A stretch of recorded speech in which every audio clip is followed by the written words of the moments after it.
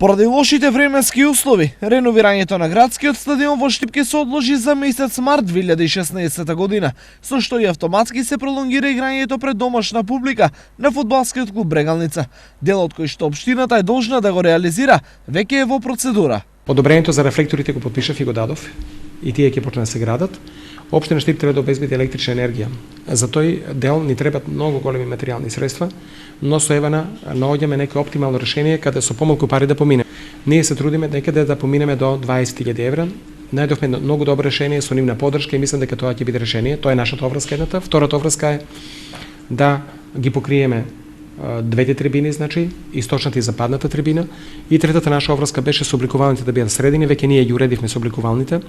Сега дали ќе ги надградиме да направиме неколку апартмани во самите собликувални и като тоа останува да се види.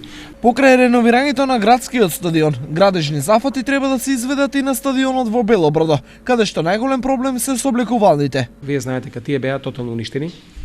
Беа столаријата, прозорите беа украдени, значи се е уништено тамо.